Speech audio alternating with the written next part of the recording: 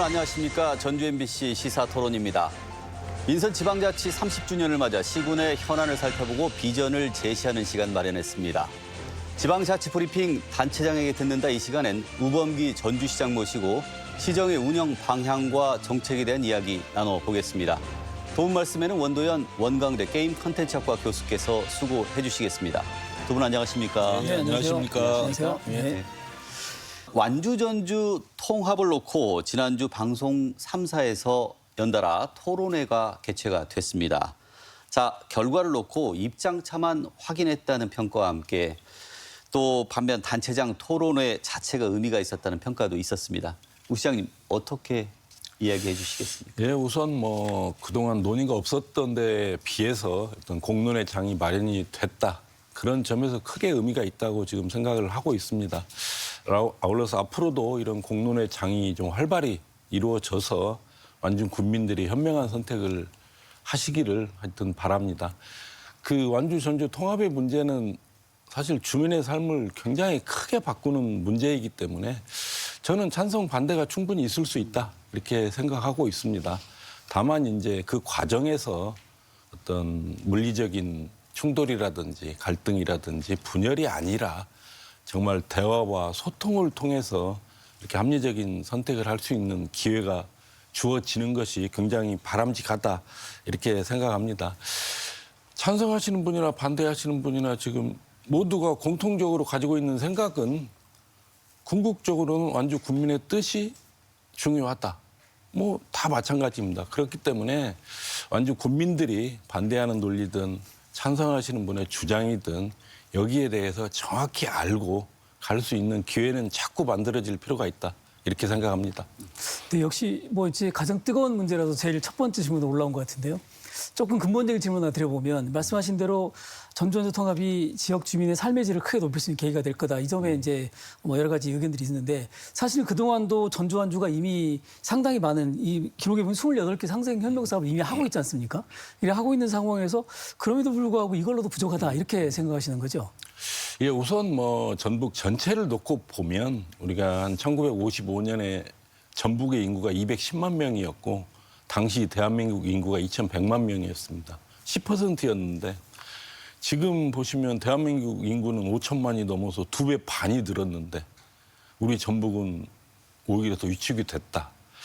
사실은 그 과정을 보면 김제공항 문제라든지 익산역 이전하는 문제라든지 완주 전주 통합의 문제라든지 사실은 우리한테 주어졌던 이 기회를 우리가 잘 살리지 못한 측면이 굉장히 많다. 그래서 이게 아마 저는 거의 마지막 기회가 아닌가 하는 생각을 가지고 있고 말씀하신 대로 이제 상생협력 사업을 추진을 하고 있는데 제가 공덕천 그 현장에도 가봤는데 사실은 여기 행정구역이 분할이 안 돼 있었다면 저는 그런 문제들은 훨씬 더 빨리 사업이 이루어졌을 것이다 하는 생각이 듭니다. 통합이 필요성이 좀 이해 가는 측면도 있는데 자, 이 통합이 되면 뭐가 달라지는지에 대한 생각들은 구체적으로 참 얘기가 쉽지가 않습니다. 어떤 부분들이 좀 달라지는 통상적으로 통합이 쉽지 않죠. 말씀하신 대로. 근데 우리는 이제 다른 도시의 사례를 보는 게 굉장히 중요하다는 생각을 가지고 있고 아까 말씀드린 대로 전북이 이렇게 낙후된 이유 중에 하나가 사실은 광역시가 없는 것도 요인입니다. 광역시가 있었던 지역의 어떤 인프라와 광역이 없었던 도시의 인프라가 좀 차이가 나는 것도 분명하고 그런 면에서 보면 광산군하고 통합했던 광주시라든지 대덕군하고 통합했던 대전시라든지 지금 청주 청원 통합 이후에 10년이 지나서 10년 정도 지나서 보면 어떻게 보면 인구도 늘 뿐만 아니라 산업 구조도 바뀌고 어떻게 보면 그 시민 삶 자체가 굉장히 달라지고 있다 하는 부분은 저는 분명한 사실이라고 보고 있고 어느 시도든지 간에 거점 도시가 없이 성장하는 도시는 찾기가 어렵습니다. 그런 면에서 우리 전북 입장에서 지금이라도 완주 전주가 하나된 힘으로 거점을 만들어서 성장해 나가야 된다. 사실 지방시대위원회에서도 전주는 인프라는 훌륭한데 땅이 좁아서 독자 생존하기 어렵다. 완주군의 경우 산업단지라든지 이런 게 있지만 사실은 도시 인프라가 거의 없기 때문에 독자 생존하기는 어렵다. 그래서 두 지역이 통합을 하게 된다면 독자 생존할 수 있는 어떤 전북을 끌고 나갈 수 있는 거점 도시로 변할 것이다.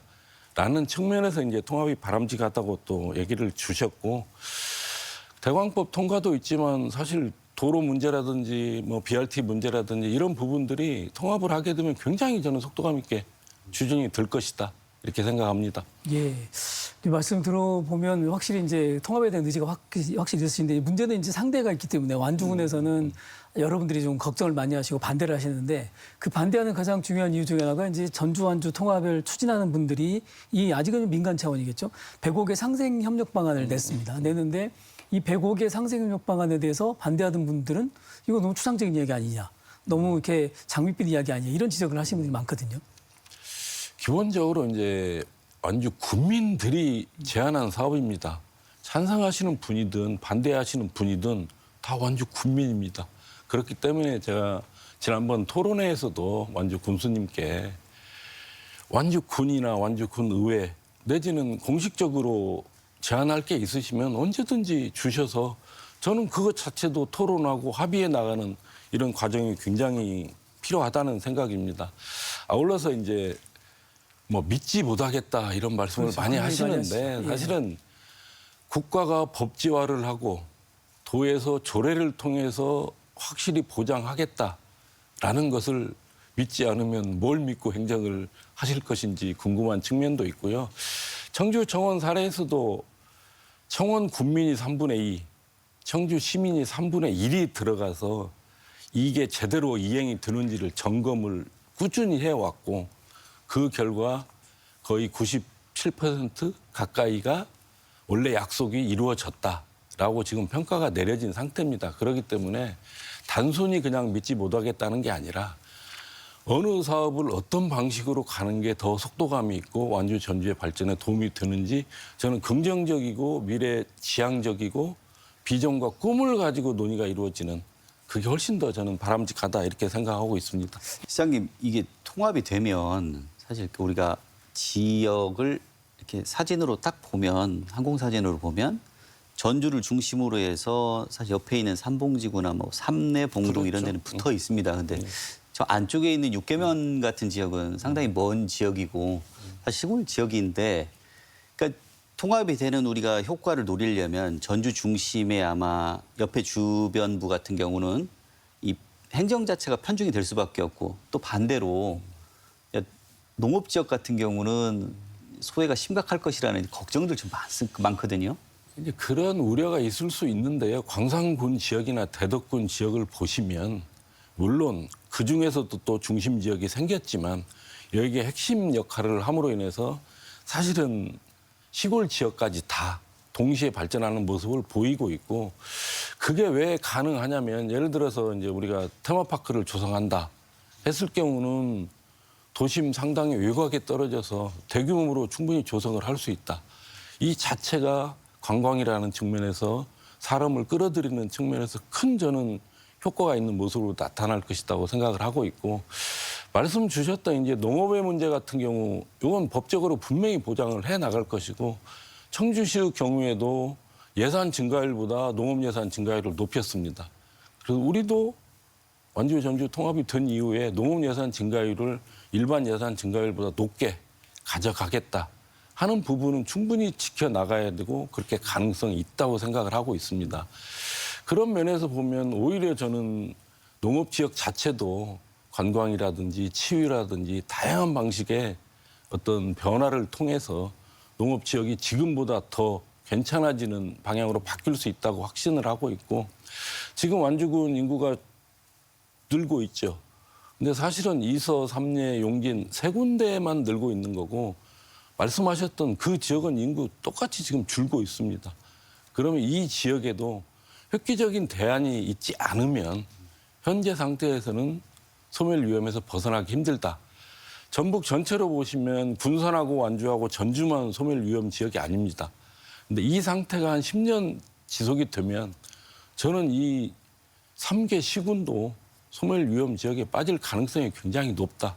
그래서 조금 더 미래를 보고 저는 대응을 하는 것이 우리한테 주어진 저는 과제라고 생각을 합니다. 그걸 제도적으로 딱 만들 수 있는 방법들 같은 게 제도적으로 그래서 법제화해야 될 부분은 반드시 법제화하겠다고 실은 우리 전주시 의원님들하고 네. 브리핑도 한 것이고 또 필요하면 도의 조례를 제정해서 하는 것이고 또 마지막으로는 완주 군민이 분명히 이걸 점검할 수 있는 이행점검위원회를 만들어서 완주 군민 스스로 제대로 이행이 되는지를 분명하게 감시 감독할 수 있는 체계도 만들겠다. 그렇게 되면 저는 충분히 가능성이 있다고 생각합니다.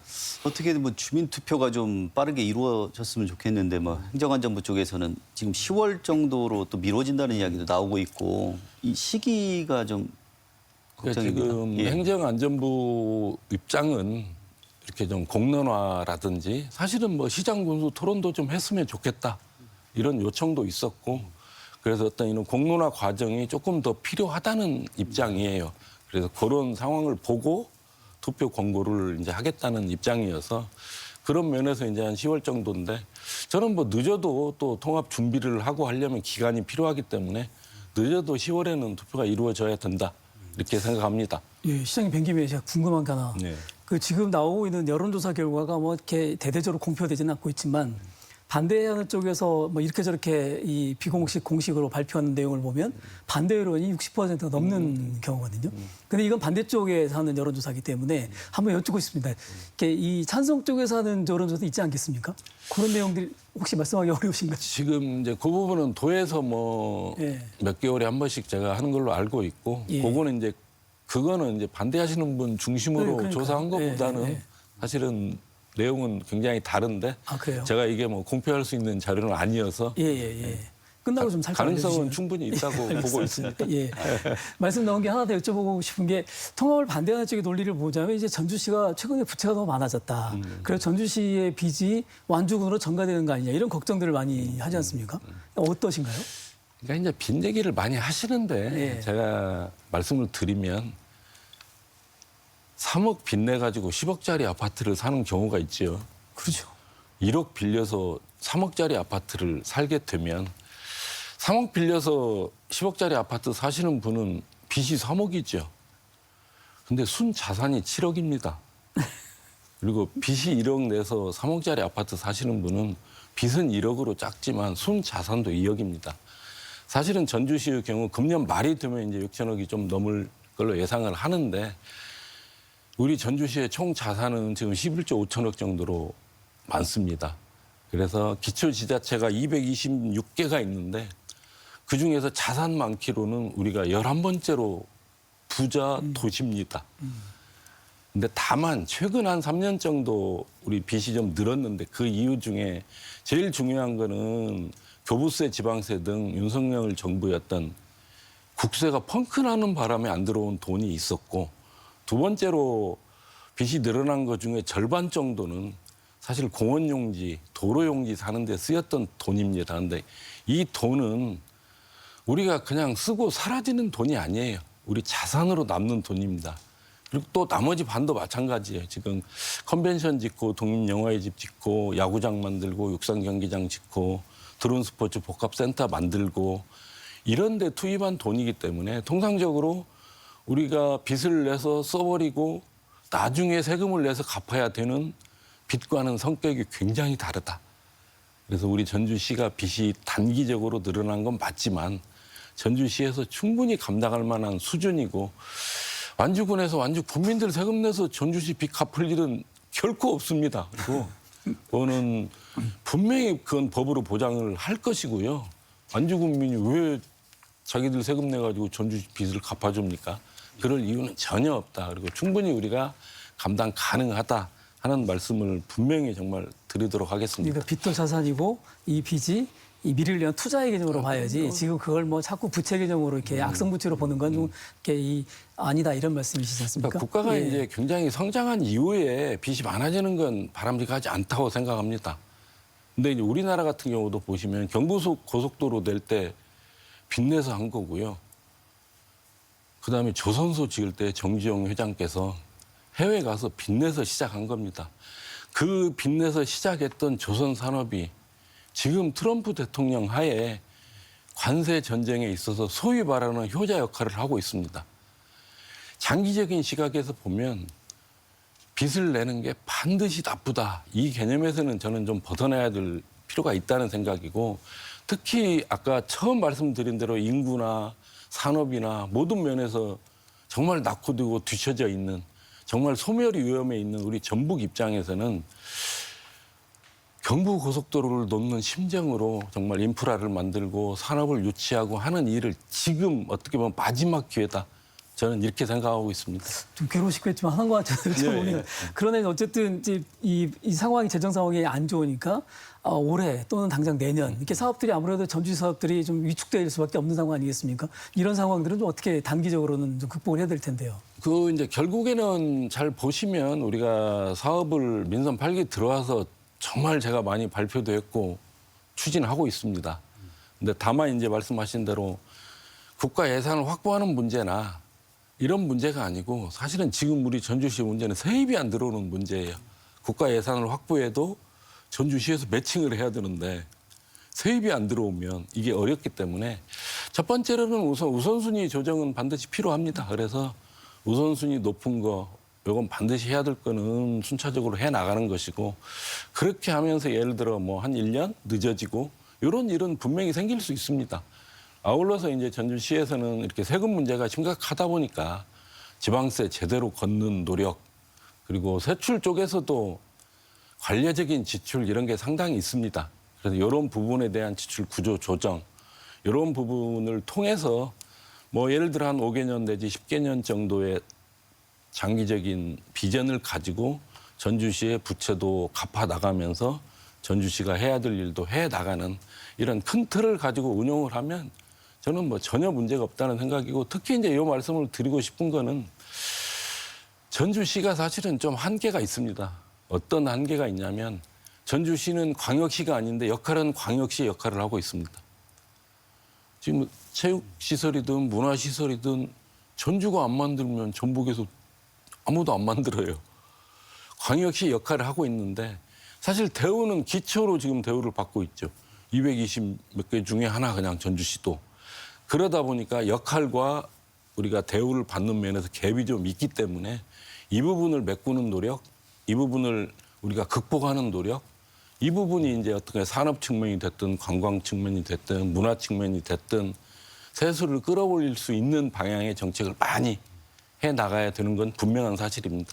하여튼 뭐 지역의 거점 역할을 확대하기 위해서라도 이제 통합이 필요하다는 말씀으로 이해를 하도록 하겠습니다. 제가 농담으로 그래요. 전주시까지 광역시 역할을 안 하고 세금 들어오는 것만큼만 쓰면 전북은 어떡할 건데요. 그건 아니라고 생각합니다. 다른 이야기 한번 해보겠습니다. 자, 전주는 탄소 도시고 전주시의 탄소 산업도 이제 전주의 주력 핵심 사업 중에 하나인데 관련해서 지금 탄소 기업 해외 진출 확대를 위해서 지난 6월에 출장 다녀오셨어요. 뭐 저 성과 보따리 좀 가져오신 거예요? 우선 탄소에 대해서 좀 말씀을 드리면 기초지자체가 특정 산업을 딱 육성하기 시작해가지고 정부 차원의 산업 육성으로 끌어낸 건 아마 탄소 산업이 전주시에 유일할 겁니다. 그리고 두 번째로는 탄소 산업은 좀 특성이 다릅니다. 다른 산업의 경우에는 중소기업에서 부품을 만들어서 대기업에 납품을 하면 대기업이 완성품을 만듭니다.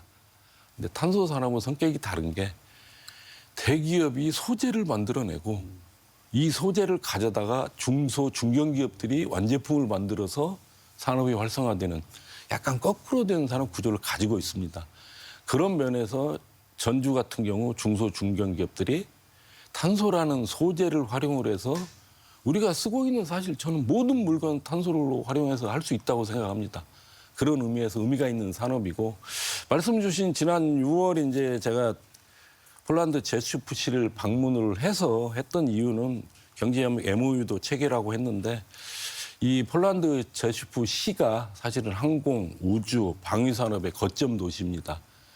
그리고 우리 전주는 탄소산업이라는 소재를 가지고 있고, 그래서 이 두 산업이 연계가 되면 굉장히 큰 시너지 효과가 나오겠다 하는 면에서 이제 가서 MOU도 체결을 했고, 우리 또 거기에 있는 그 방위산업 협의체 이런 게 있는데 거기하고 우리 기업 간 비즈니스가 연결될 수 있도록 또 지원도 해줬고, 이를 통해서 이제 우리 전주의 탄소 기업들이 유럽을 진출할 수 있는 어떤 교두보는 이제 마련이 좀 됐다.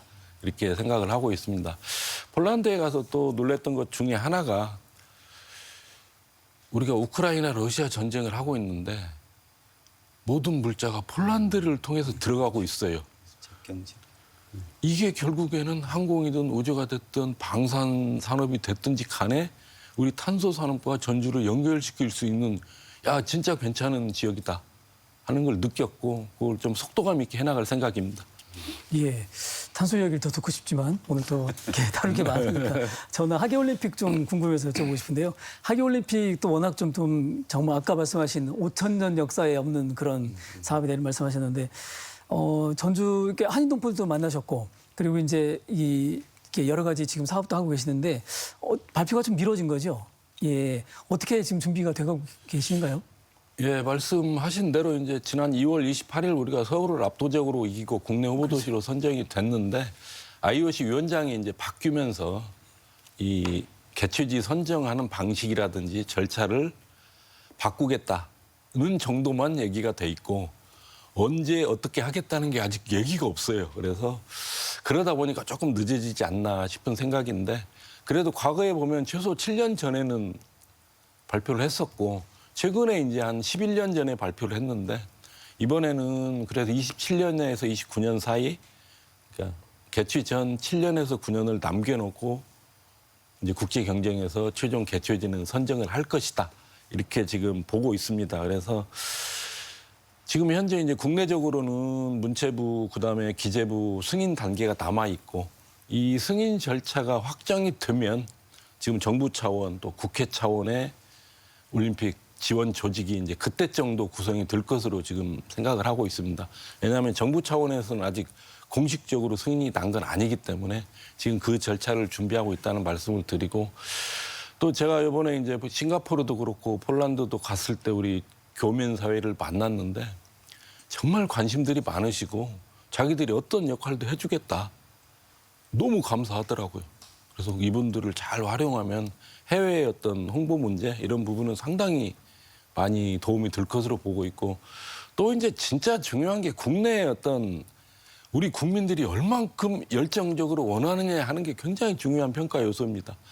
그런 면에서 이제 우리 전주시 전북 도민뿐만 아니라 대한민국 국민 전부가 우리 올림픽을 해야 되겠다 하는 열망이 생길 수 있는 분위기를 만들어가는 게 굉장히 중요하고 그런 면에서 이제 우리 전주시도 8월에는 범시민 지원위원회를 발족할 생각이고 또 올 가을에는 어떤 그걸 위한 대대적인 행사도 지금 준비를 하고 있고 또 이제 올림픽 대이런 행사도 우리 전주에서 지금 치르고 이런 과정들을 통해서 어떤 올림픽 열기가 전주에 서서히 올라올 수 있게 만들어갈 생각이고요.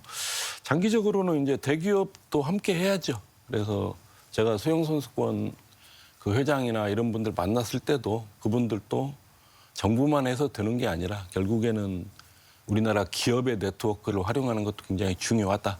그래서 국민의 어떤 열망 그리고 대기업 그리고 중앙정부, 국회 이건 전 국가적인 차원에서 나서야 되는 일이라고 생각을 하고 있습니다.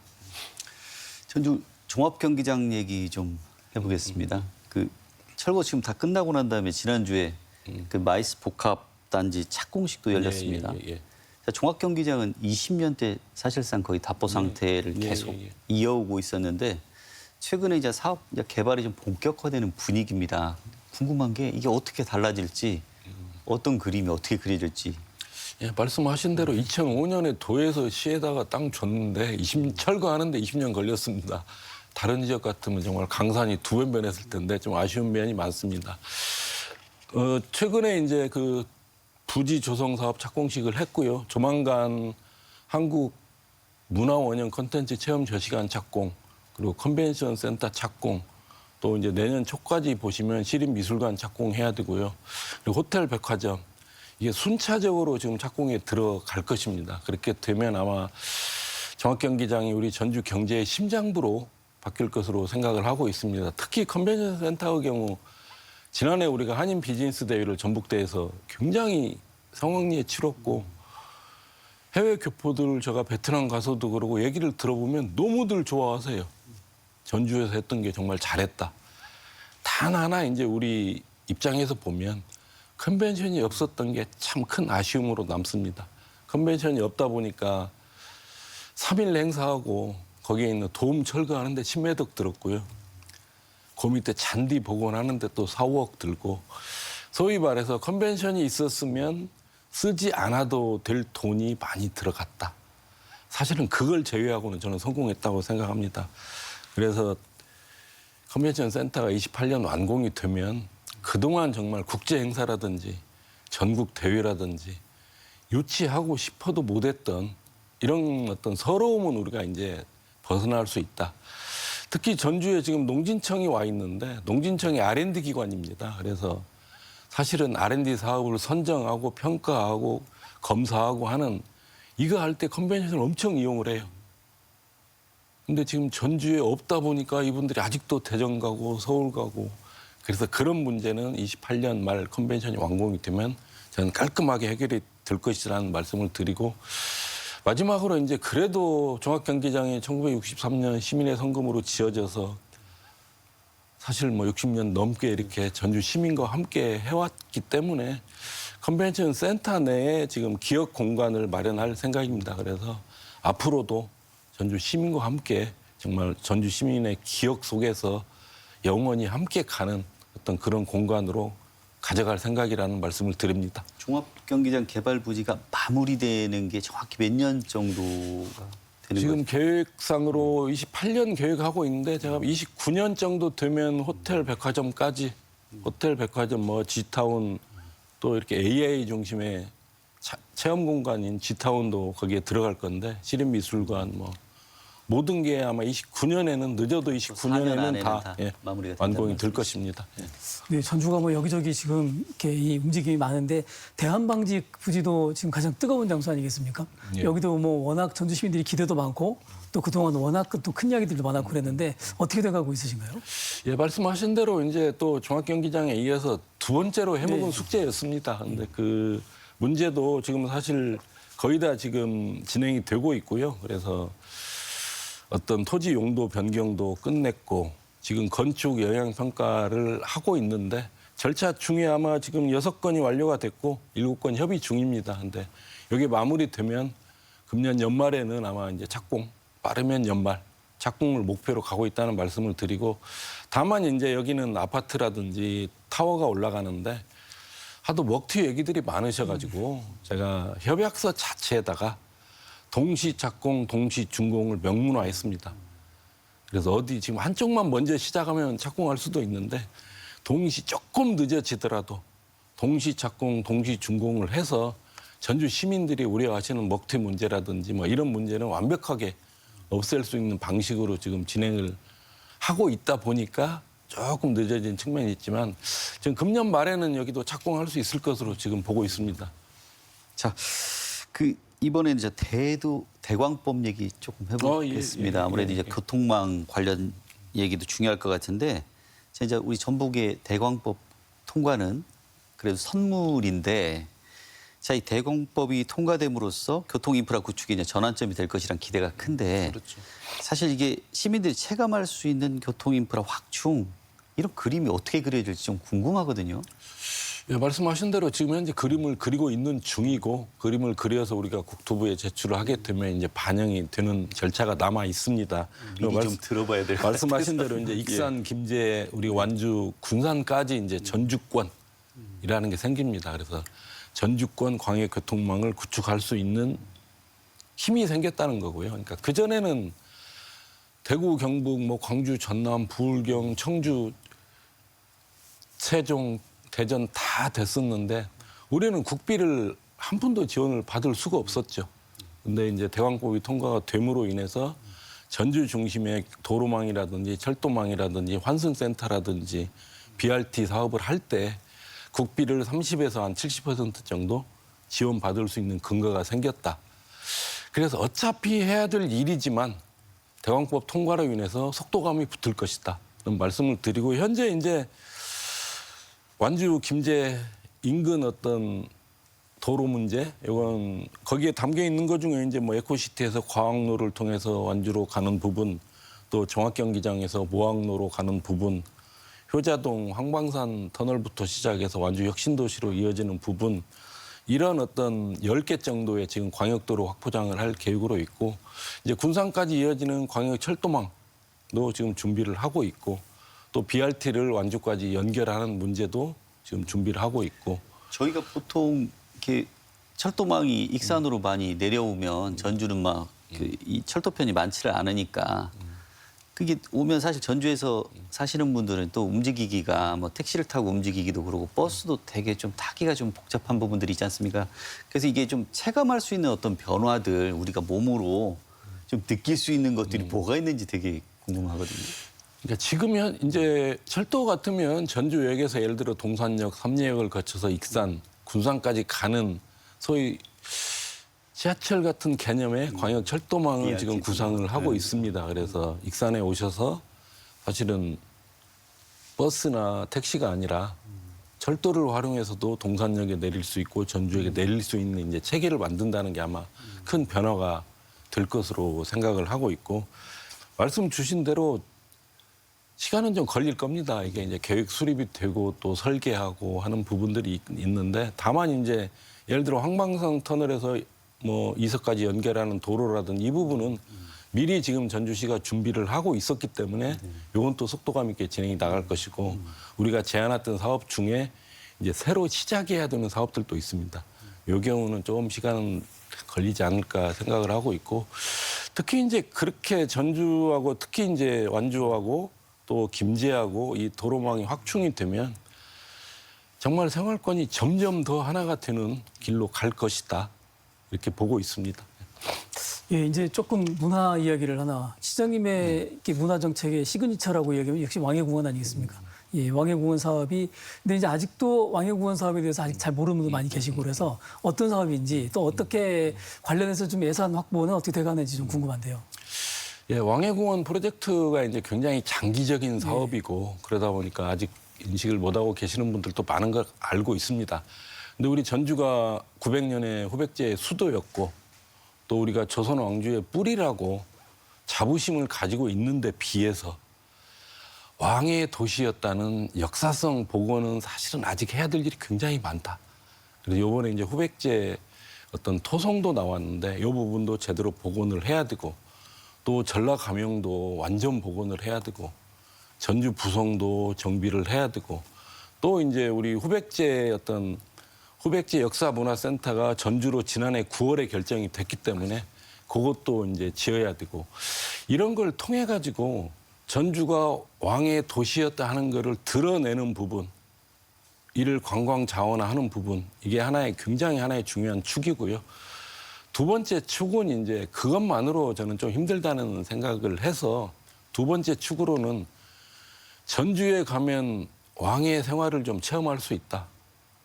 왕은 어떻게 놀았고, 왕은 뭘 드셨고, 왕이 2025년에 오셔가지고 전주에 놓여진 케이블카를 타면 어떤 기분으로 타실 것인지, 이런 어떤 왕이 돼서 느낄 수 있는 뭐 우리 궁중 음식도 있고 다 있잖아요, 전주에 가진 게. 그래서 왕으로서 할 수 있는 어떤 체험을 만들어가는 그런 컨셉을 가지고 관광객을 유인하겠다는 측면이 있고, 마지막으로는 우리가 앞으로도 100년, 1000년 왕의 도시의 역할을 지속적으로 수행하기 위해서는 지금 당장이 아니더라도 미래 유산도 창조를 해야 된다는 생각을 가지고 있습니다. 그래서 왕이 아닌 이제는 뭐 우리가 민주공화국으로 바뀌었지만 그럼에도 불구하고 전주가 왕이 가질 수 있는 미래 유산을 자꾸 만들어내는 방식으로 어떻게 보면 그게 소리가 될 수도 있고 음식이 될 수도 있고 사실은 우리의 주거 문화가 될 수도 있고 이런 부분들을 왕의 포커스를 맞춰가지고 미래의 전통을 만들어내는 크게 이 세 가지 축을 가지고 왕의 공원 프로젝트를 추진할 생각이고요. 말씀하신 대로 이제 예산 같은 경우는 지난해 국회에서 증액을 안 시켜주는 바람에 원래 이제 후백제 역사문화센터가 전주로 결정이 된 게 9월이에요.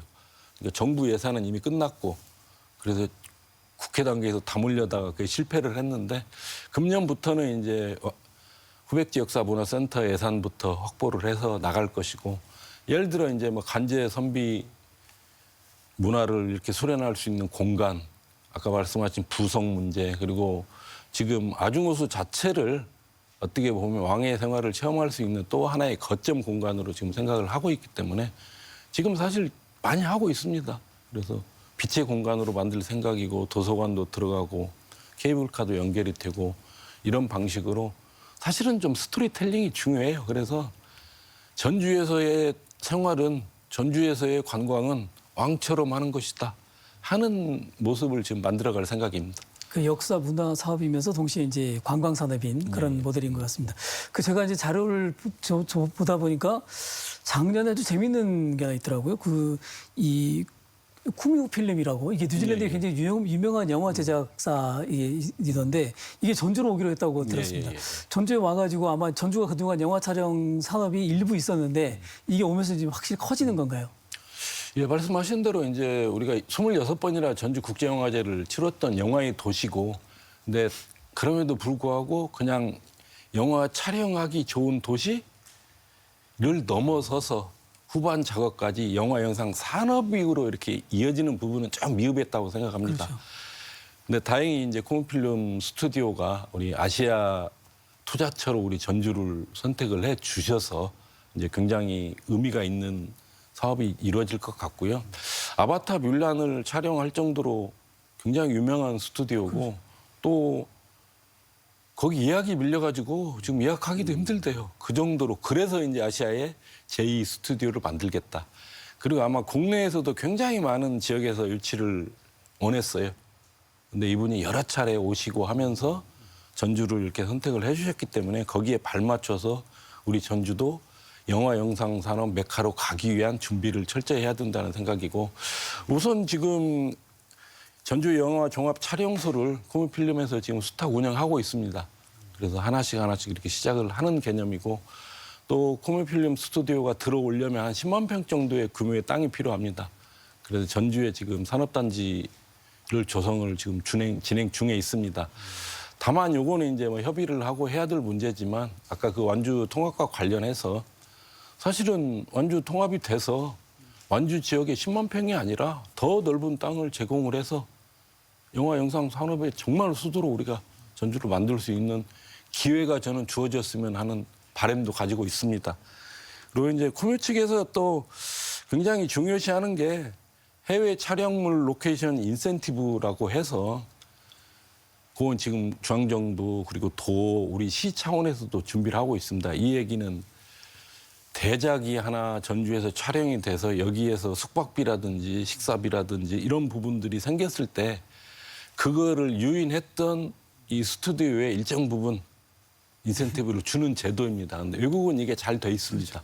근데 우리나라는 아직 그런 게 좀 미흡해서 그런 부분에 대한 노력도 이건 저는 중앙정부 차원에서 해야 된다 이렇게 생각하고 있습니다. 전주시에서 만들어낸 드론 축구 월드컵이 다음 달입니다. 예. 거의 이제 목전까지 다가왔는데 이번 대회 좀 우리가 관심 갖고 봐야 될 그 주목해야 할 부분 어떤 게 있겠습니까? 말씀하신 대로 이제 2016년에 우리 전주에서 드론 축구라고 하는 정말 획기적인 스포츠를 개발을 한 거죠. 그래서 우리 전주가 이제 명실상부하게 드론 축구 종주 도시가 됐는데 제가 2024년 CES 라스베가스에서 하는 거기 행사에 가서 야 가능성이 충분히 있다라고 제가 느꼈습니다. 가서 보는데 외국인들이 정말 좋아하고요. 이 정도인가? 할 정도로 그래서 이건 가능성이 진짜 높구나. 훨씬 더 속도감 있게 키워야 되겠다 이런 생각을 했다는 말씀을 드리고 이제 그런 드론 축구 종주 도시로서 금년에 이제 처음으로 월드컵 준비를 하는 거고 지금 한 32개국에서 2,500명 정도를 목표로 지금 준비를 하고 있습니다. 그리고 특히 이제 드론 축구 월드컵을 전주에서 하다 보니까 국토교통부가 매년 하고 있는 국제 드론 사랑 컨퍼런스도 전주에서 하기로 좀 결정을 했습니다. 그래서 드론 축구 월드컵과 드론 산업 컨퍼런스가 전주에서 이렇게 공동으로 이루어지게 되면 아마 그때 볼거리가 많을 겁니다. 소위 말해서 드론 라이트 쇼라든지 드론 용복합된 어떤 예술 공연 또 다양한 드론 체험 등 굉장히 많은 프로그램이 있기 때문에 많은 분들이 정말 오셔서 보셨으면 하는 생각입니다. 그래서 앞으로 이제 드론 축구뿐만 아니라 드론 관련한 어떤 스포츠를 많이 만들어내는 단순한 스포츠를 넘어서 우리가 드론 스포츠에서도 이렇게 앞서가는 전주를 만드는데 지금 최선을 다할 생각입니다. 이렇게 중요한 시기에 또 찬물을 끼얹는 소식도 있습니다. 드론 축구협회 비자금 조성 의혹이 지금 수사가 좀 확대가 되고 있습니다. 아무래도 그렇다 보면 이제 드론 축구 이 월드컵에 되면 어떤 영향이 미칠 수도 있고 또 우리 전주시의 또 주력 산업인데 여기에도 또 어떤 파장이 미칠 수 있어서 저희도 관심 갖고 지켜보고 있는데 어떤 말씀해 주시겠습니까? 네, 그 말씀하신 대로 이제 전주 드론 축구 월드컵 경우에는 사실은 뭐 지금 수사 중이기 때문에 수사 상황과는 별도로 해서 전주시의 추진단 중심으로 해서 당초 계획대로 정상적으로 추진할 생각입니다. 그래야 이제 다음 월드컵부터 중국 등 다양한 나라에서 유치를 지금 하려고 노력을 할 것이고 이런 모멘텀을 만들기 위해서는 뭐 말씀하신 대로 안타까운 소식이지만 그리고 수사는 수사대로 하고 우리는 월드컵은 정상적으로 지금 치를 생각이고 이제 뭐 수사가 진행 중이어서 확정된 상황은 아니지만 만약에 수사 결과 문제가 드러나면 전주시가 해야 될 행정 조치는 뭐 즉각 해나갈 생각이라는 말씀을 드립니다. 예, 이제 이 시장도 마찬가지고 지금 우리나라 전체가 민생 회복, 민생 경제 회복이 이제 가장 중요한 화두 아니겠습니까? 시장께서도 늘 민생에 대한 관심을 갖고 말씀을 해오셨는데 전주시의 소상공인들 굉장히 어렵지 않습니까? 최근에 민생 지원금 오면서 좀 좋아졌다고는 하는데 이제 이런 부분들에 대해서 어떻게 계획을 좀 갖고 계신지? 예, 말씀하신 대로 민생 회복이 가장 중요한 과제입니다. 근데 정말 근본적인 문제는 윤석열 정부가 만든 것입니다. 그러니까 윤석열 정부 동안 국세가 거의 100조 가까이 안 들어왔습니다. 우리 일반 시민들이 생각하시기에 그건 국가 일이니까 나하고는 관계가 없구나 이렇게 생각하실지 모르는데 2년, 3년 동안 100조라는 돈이 지방에 안 풀린 겁니다. 그만큼 민생이 어려워질 수밖에 없는 과거에도 그런 경우가 있었죠. 예를 들면 IMF라든지 글로벌 금융위기라든지 국가적으로 굉장히 힘든 시기가 있었는데 그때 당시에는 중앙정부가 해외에서 돈을 빌려오든지 국가가 국채를 발행하든지 해서 돈을 줬죠. 근데 소위 윤석열 정부는 그냥 안 했어요, 이걸. 그러면서 개인 생활에 다 영향을 미친 겁니다. 뉴스에 나오면 국가에서 30조가 펑크 났습니다. 오, 저건 내일이 아니구나. 그게 아니고 그 영향이 우리한테 그대로 내려오고 있다는 말씀을 드리고 다행히 이제 이전 정부 들어와서 민생회복 소비 쿠폰부터 시작해서 조금은 이제 분위기가 달라지지 않을까 생각을 하고 있고 우리 전주시의 경우도 그래서 비상계엄에서 너무 힘든 상황이어서 1월에 전주사랑 상품권을 500억 발행을 했고 상반기에 1,300억 그래서 집중적으로 좀 상반기에 쓴 겁니다. 그래야 조금이라도 보탬이 되는 거고 특히 최근 소상공인들이 너무 힘들기 때문에 제가 민선 8기 들어와가지고 사실 특례보증을 해줬는데 그게 한 1,700억 정도 해줬고요. 그다음에 금년에도 지금 330억 규모 이를 통해서 소상공인들이 한 4,000명 넘게 우리가 이자를 지원해줘서 어떻게 보면 근근히 버틸 수 있는 힘이라도 좀 줬다. 이런 생각이고 그게 끝은 아니고 결국에는 민간의 소비 활력이 살아나게 만드는 게 정말 중요하다고 생각합니다. 그런 면에서 이제 최근에는 이렇게 기업이라든지 단체라든지 이런 분들과 함께 어떤 함께 장터라는 이름을 가지고 정말 이 소상공인들의 길을 살려나가는 정책을 꾸준하게 지금 추진을 하고 있습니다. 그리고 골목형 상점가라든지 그 골목형 드림축제라든지 이런 사업들도 꾸준히 해나갈 것이고 근데 궁극적으로는 우리나라 경제가 살아나고 전반적인 소비 심리가 살아날 때 우리 소상공인들한테도 저는 웃음꽃이 피지 않을까 이렇게 생각을 하고 그 길을 위해서 이제 우리 전주시 행정이 해야 될 모든 일을 좀 다 해나가야 된다 이렇게 생각합니다. 자, 오늘 약속된 시간이 어느 정도 지나갔습니다. 이제 남은 임기가 1년 좀 안 남으셨죠? 예. 많이 안 남으실 예. 것 같은데 마지막 우리 시민들에게 좋은 말씀 하나 부탁드립니다. 하여튼 요즘 폭염이 좀 지나간 것 같지만 아직도 태풍 등 여전히 폭염이 기승을 부리고 있습니다. 우리 전주 시민 여러분 정말 안전한 여름 보내시기를 진심으로 기원합니다. 우리 전주는 대변혁을 해야 살아남습니다. 그리고 경제가 강해지지 않고 문화가 복지가 함께 가는 도시로 성장할 수 없습니다. 특히 금년의 경우에는 예년에 정말 없었던 전주가 가지고 있는 큰 과제가 2개 있습니다. 완주, 전주의 통합하는 문제, 두 번째는 올림픽을 유치하는 문제. 사실 이런 부분은 과거에 없었던 우리한테 주어진 기회이자 어떻게 보면 우리 전주 시민이 모두가 함께해 주셔야 되는 저는 의무이고 숙제라고 생각합니다. 그 길에 항상 함께해 주시기를 부탁드리고 일부 이제 뭐 기적은 기적적으로 오지 않는다고 합니다. 그럼에도 불구하고 우리 전주는 완주와 정말 하나된 힘으로 올림픽을 유치해서 성공적으로 치러낸다면 아마 서울올림픽 이후에 한강의 기적을 이룬 것처럼 우리도 한강의 기적을 넘어서 만경강의 기적을 저는 만들 수 있다고 확신합니다. 하여튼 우리 전주 시민 여러분 힘든 시기지만 힘내시고 희망을 품고 멋진 전주 함께 만들어 가시기를 부탁드립니다. 자, 시장님 오늘 말씀 고맙습니다. 네. 자, 오늘은 전주시가 향후 어떻게 확장해 나갈지 그 방향성을 들어보는 시간 가졌습니다.